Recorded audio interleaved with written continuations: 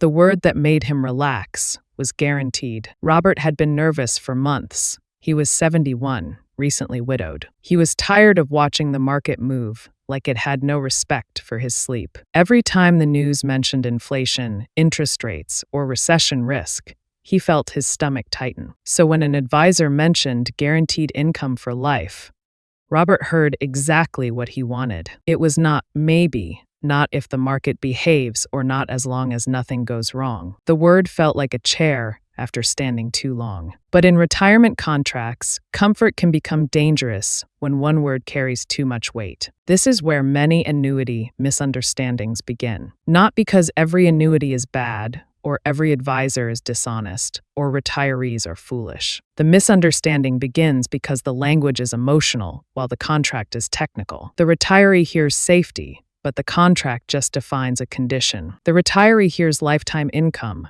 but the contract explains a complex formula. The retiree hears guaranteed, but the contract asks, guaranteed what, by whom, and at what cost? Those questions are not small details. They are the entire product. An annuity can be useful for the right person in the right situation. It can turn savings into predictable income and reduce the fear of outliving money. For some retirees, that is valuable. But the problem comes when the guarantee is misunderstood. The danger is buying one for the wrong problem and discovering the contract solves nothing. Robert thought his money would be protected, grow steadily, and remain available. What he actually had was a contract with surrender rules and complex claims paying ability. That is a very different picture. The first confusion is between the income base and the actual cash value. Many retirees see a statement showing an income value increasing and assume that is their balance. It feels natural. If the paper says the number went up,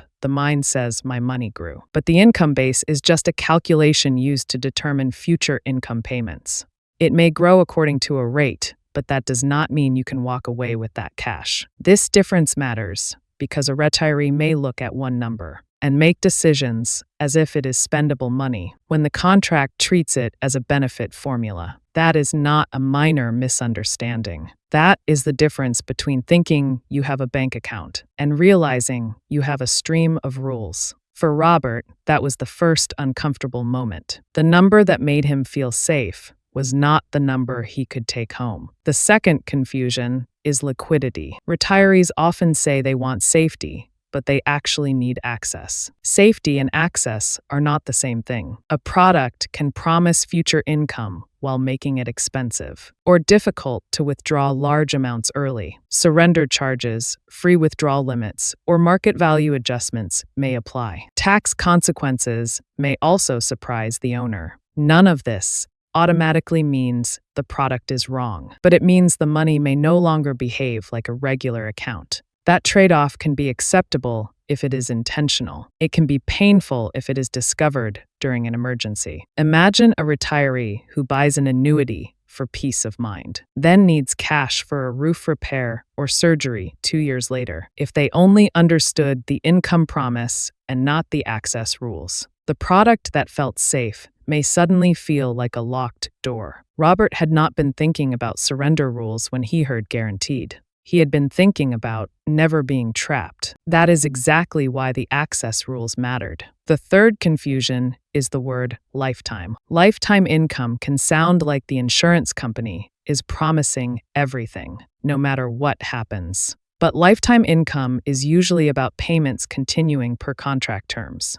The amount may depend on age, deferral, rider rules, and payout choices. The phrase for life is powerful because retirees fear the opposite. They fear running out, becoming dependent, or being old and poor. That fear makes lifetime sound like rescue. But lifetime income should not be understood as magic. It is a trade. You give up flexibility for a defined payment promise. The value depends on your health, your spouse, inflation, and taxes. If the payment is fixed and prices rise, purchasing power may weaken. A check can last forever and still buy less every year. That is not a contradiction. It is a risk many retirees do not hear clearly enough. Robert realized a payment lasting for life did not automatically mean his lifestyle was protected. The fourth confusion is who exactly stands behind the guarantee. An annuity guarantee is not the same as a government guarantee. It is backed by the insurance company, subject to its claims paying ability. State guarantee associations may provide protection,